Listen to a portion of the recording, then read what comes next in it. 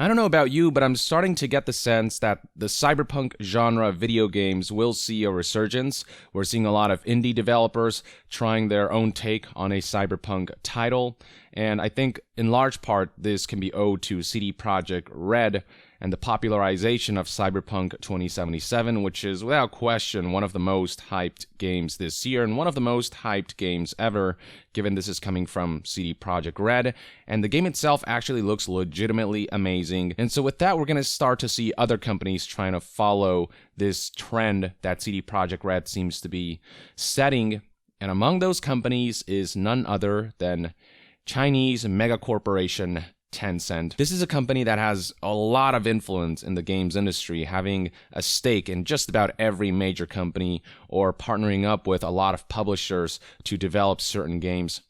And on top of that, they do make certain games internally, but a lot of those projects have been on a smaller scale. And now with this new game right here, Code Sin, it looks like they're trying to make something a little bigger, a little larger scale. And this is a cyberpunk game. This is Tencent's own cyberpunk title, which is a little ironic given the cyberpunk genre is in large part a commentary on these types of megacorps. But anyway, we can set that aside, and let's actually take a look at this trailer. It just looks like a knockoff. It looks rather cheap. It's kind of very Yikes looking, and I expected more out of a company that is straight up one of the biggest corporations in the world that just rakes in so much money, more so than even the biggest of AAA publishers out there. So let's check this out. This is called Code Sin, and again made by Tencent. They use Unreal Engine for this. The year is 2035. And here's what they say is in-engine footage. Welcome to Tencent Lightspeed Studios SYN, a tech demo for a globally marketed PC and console open-world FPS game. So it's a first-person shooter, that's what they say. Everything you see in this demo is not final.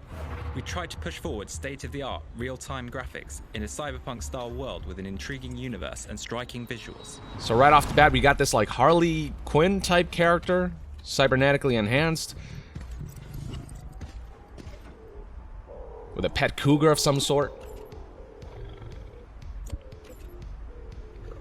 And so this is a demo of the character customization, and immediately jarring is how the character model looks very mannequin-like. Yet stylish, with various customization features. And look how unnerving this character model looks. Look at that face. That is a face that needs some exorcism. It looks very just doll-like. She looks like a toy that's kind of come to life, like a Barbie doll or something. It's very cosmetics, bizarre. skins, and extremely realistic hair effects achieved with our strand-based hair system. Is this the second strand-type game, ladies and gentlemen? Through cooperation with Epic Games. Ugh, God, it's very off-putting, this character model. I do like the level of customization that this game seems to be going for. That's a big plus.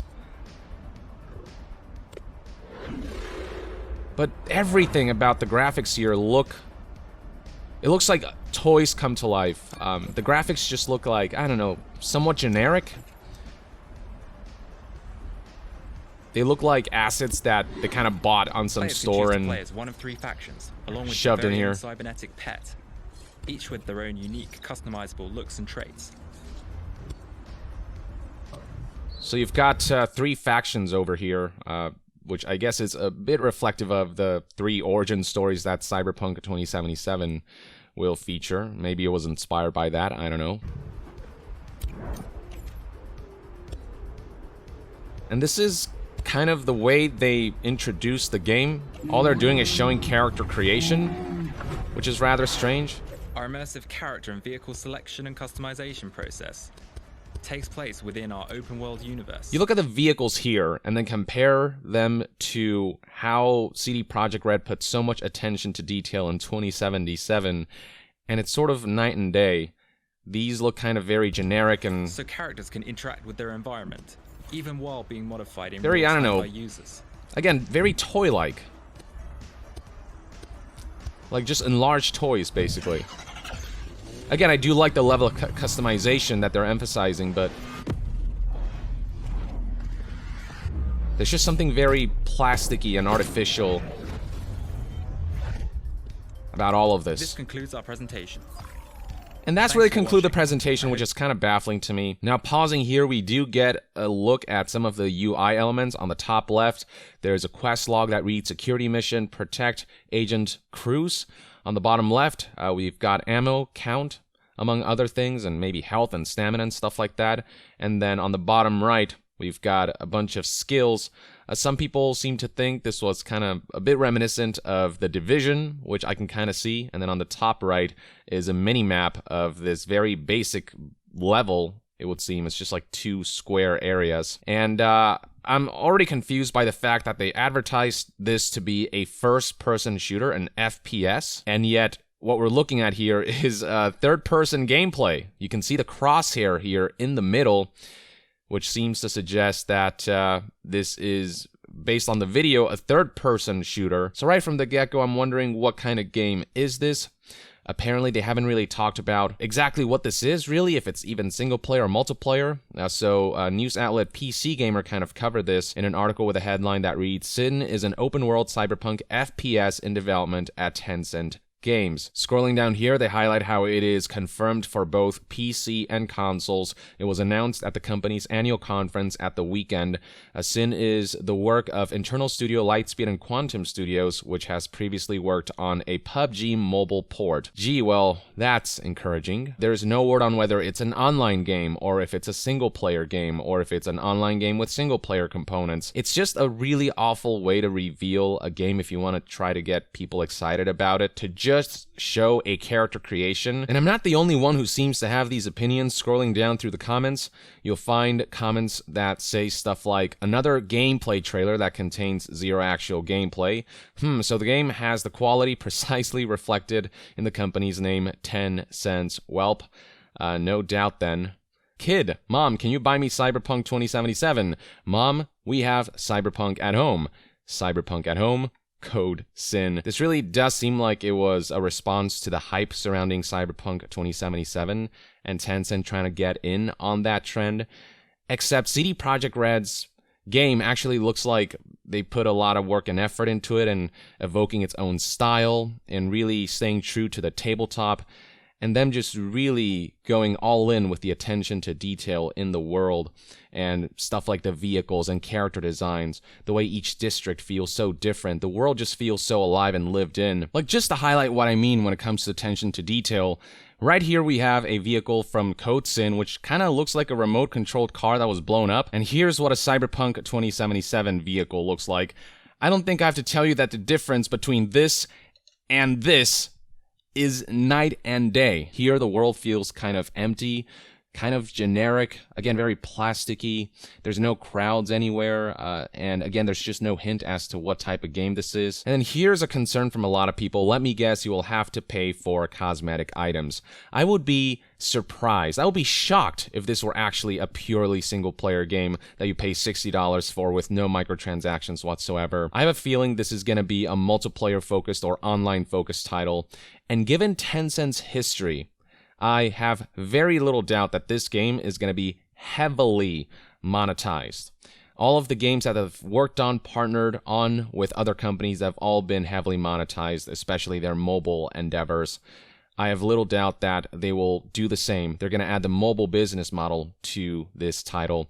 And it's obviously too early to say, but you can kind of predict what a company is going to do based on their past history. And Tencent's history is not a pretty one as far as monetization goes. And that's another way that Cyberpunk 2077 differentiates itself from titles like this. Apart from the fact that it just generally looks better, CD Projekt Red's commitment to consumer friendliness, them saying we're not going to include any microtransactions, we're not going to include DRM when you buy the game on GOG. The standard edition comes with all of these goodies that you would normally find in a deluxe edition. CD Projekt is just a AAA company that behaves like an indie company, like an indie development studio, and that's what makes their game so special.